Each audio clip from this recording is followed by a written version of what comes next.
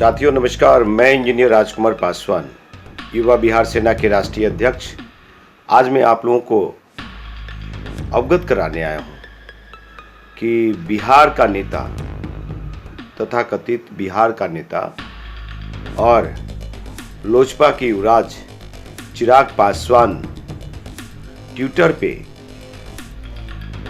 उन्होंने लिखा कि उन्होंने जो लिखा है ट्विटर पे वो मैं बताने जा रहा हूँ। उन्होंने ट्वीट किया कि अगर आप बिहार के सच में हैं तो बताएं कौन सी सरकार में लोजपा प्रदेश में शामिल थी, ये उन्होंने कहा। इसी संदर्भ में मुझे रहा नहीं गया और भी साथी लोग ट्विटर पे सांसद चिराग पासवान को, लोजपा सुप्रीमो चिराग पासवान को घेर रखा था। किसी से जवाब नहीं बन पा रहा था, लेकिन हमने जो वार किए चिराग पे, लोजपा पे, चिराग अपना पोस्ट को डिलीट करके और भागते खड़े हुए। तो इससे समझ सकते हैं आप कि चिराग पासवान बिहार को कौन से स्थान पे लाना चाहते हैं। बिहार फर्स्ट, बिहारी फर्स्ट की बात करते हैं वो, लेकिन उनके पास कोई विजन नहीं है। दोस्तों फिर से मैं सुना रहा हूँ, उन्होंने जो कहा था, चिराग पासवान के ये ट्विटर पोस्ट है जो कि मैं दिखाना चाहूँगा। ये ट्विटर पोस्ट है, दिख रहा होगा चिराग पासवान का। हाँ जी, इसको मैं बड़ा करता हूँ और फिर लाता हूँ मैं आपको। सीधा में ये लिखा हुआ नहीं दिख रहा होगा, लेकिन ये है चिराग पासवान का, आप भी देख सकते हैं। और मेरा ये बिहारी पुत्र इंजीनियर राजकुमार पासवान का। इसमें उन्होंने लिखा कि अगर आप बिहार के सच में हैं तो बताएं कौन सी सरकार में लोजपा, बिहार प्रदेश में लोजपा शामिल हुई है। तो उनको मैंने जवाब दिया कि भाई चिराग पासवान, आपके परिवार किस सरकार में नहीं रहा। जब लालू राबड़ी की सरकार थी तो आपके चाचा पशुपति कुमार पारस जी, आपके चाचा पशुपति कुमार पारस जी मंत्री रहे, उसमें वन फॉरेस्ट मिनिस्टर रहे, वन एवं पर्यावरण मंत्री रहे। उसके बाद नीतीश की सरकार बनी, तो नीतीश की सरकार के पहले दूसरे चरण में दलित महादलित को अलग कर दिया गया, पासवान जाति को अनदेखी की गई। तो उस संदर्भ में दलित महादलित की लड़ाई की बात किया आपने, लेकिन उस एजेंडे को छोड़ करके और दलित महादलित के को ताक पे रख करके, और आपने, आपकी पार्टी ने बड़ा बुके ले जा करके नीतीश कुमार जी को, आपके पिताजी गलबैया करते हैं और आप चाचा ताऊ को बड़ा बुके देते हैं। तो चिराग पासवान जी, जब नीतीश जी की सरकार रही तो दलित महादलित को ताक पे रख करके और फिर अपने पशुपति कुमार पारस, यानी आपके चाचा पशुपति कुमार पारस जी को पशुपालन मंत्री बनवाया। तो ऐसे हालात में आप किसको बेवकूफ़ बना रहे हैं, बिहार की जनता को या आप हम जैसे नेताओं को? बिहार की जनता भी आपके बारे में जानती है, आपके परिवार को, आपके आवाम को जानती है। और जो भी सरकार रहा, जिसकी सरकार, उसमें मलाई काटा है आप लोगों ने। तो ट्विटर पे भी आप थोड़ा सा ऐसा लिखिए कि वो पच जाए, कि अनपच ना हो। दोस्तों चिराग पासवान, आपको बता देना चाहता हूं कि सांसद चिराग पासवान, अगर वो हमारे जैसे साधारण व्यक्ति होते और राजनीति की शुरुआत किया होता तो आज एक मुखिया का भी चुनाव नहीं जीत पाते।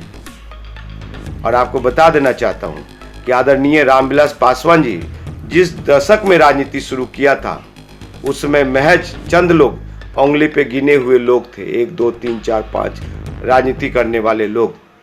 उस समय उनकी सोच, आइडियोलॉजी, विचारधारा कहीं न कहीं समाजवादी था, और ये जेपी आंदोलन जैसे ने उनको बड़ा एक पहचान दिया। फिर लोहिया कर्पूरी के साथ इन लोगों ने समय बिताया और आज मलाई काटा इन लोगों ने।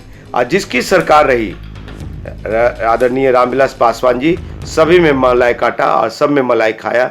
और आज कहते हैं कि प्रदेश में कौन सी, बिहार की जनता तो 2005 में आपको 29 एमएलए के साथ मैंडेट दिया था, फिर आप भाग क्यों गए? सौदाबाजी करने लगे थे आप अपने पशुपति कुमार भाई को आरजेडी और कांग्रेस वाली गठबंधन के डिप्टी सीएम बनाया जाए। आप बिहार का बेटा अपने आप को नहीं समझा, अपने परिवार में सीमित कर लिया। अब बिहार के बेटा को अपना बेटा नहीं समझा। अगर समझा होता तो आज बिहार कहाँ से कहाँ चला जाता, आज दलित समाज कहाँ से कहाँ चला जाता। चिराग पासवान, ये जो पोस्ट आपने डाला उसका हमने मुंहतोड़ जवाब दिया, और सबसे बड़ी चीज़ है कि और भी साथी लोग, कुछ और भी संगठन के लोग थे जो उनको घेर रखा था, लेकिन उनसे जवाब नहीं बन पा रहे थे। और हमने जो जवाब दिया चिराग पासवान का, सुन लीजिए क्या कहा उन्होंने, फिर मैं दोहरा रहा हूँ। अगर आप बिहार के सच में हैं तो बताएं कौन सी सरकार में लोजपा प्रदेश में शामिल थी। ये चिराग पासवान का ट्वीट था, ट्विटर पे, उनके ट्विटर पे ये पोस्ट किया था, उन्होंने ट्वीट किया था। उसी में मैंने जवाब दिया चिराग पासवान जी को कि भाई चिराग पासवान आपके परिवार की सरकार में नहीं रहा। जब लालू और राबड़ी की सरकार थी तो आपके चाचा पशुपति कुमार पारस जी वन एवं पर्यावरण मंत्री, और भी मंत्रालय शायद परिवार थे, लेकिन ये मैं कंफर्म हूं कि वन एवं पर्यावरण मंत्रालय उनके पास था। उसके बाद जब ये एनडीए की सरकार रही तो जैसे आप एनडीए में कूद फान किए तो आपके पशुपति कुमार पारस जी, यानी कि दलित महादलित को ताक पे रख के पशुपति कुमार पारस जी को आप लोगों ने पशुपालन मंत्री बनवाया। और दूसरा चीज़ है, फिर चाचा को हटने के बाद जब प्रिंस राजे सांसद नहीं बने थे तो उनको एमएलसी की बात की जा रही थी। ऐसे हालात में आप किसको बेवकूफ़ बना रहे हैं?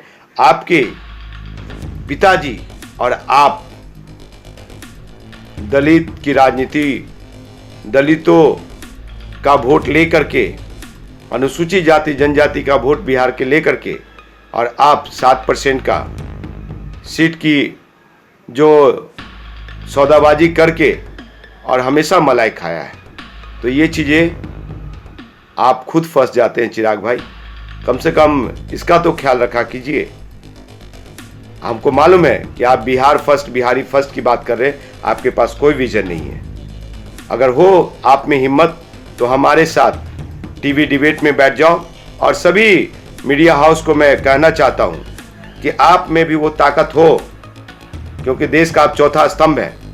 जितने भी Zee News, ABP News, Republic Bharat, NDTV, Star News और ये News of Nation Deepak Chaurasia ji का, इंडिया टीवी, इंडिया न्यूज़, जितने भी बड़े बड़े एंकर हैं, मैं उनको भी चैलेंज करता हूं कि आप मुझे और चिराग पासवान के साथ डिबेट कराएं। अगर उसको बिहारी फर्स्ट और बिहार फर्स्ट पे कोई विजन हो, चाहे बिहार को एक उन्नत प्रदेश बनाने का विजन हो, तो आप डिबेट करा के दिखाई, तो मैं जानूंगा कि आप लोग सच्चे पत्रकारिता करते हैं। वन साइडेड मत दिखाइए। जो व्यक्ति ट्विटर पे ही अपना पोस्ट को डिलीट करके भाग जाते हैं, तो क्या वो बिहार के आवाम को दे पाएंगे?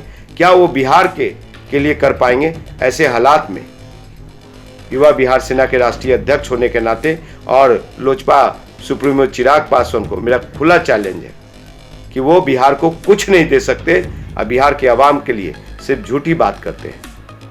आपको गंभीरता से सोचना होगा, और ये बिहार वासियों के लिए विचारणीय है। जय हिंद, नमस्कार, जय भारत, जय युवा बिहार की युवा शक्ति, जय युवा बिहार सेना।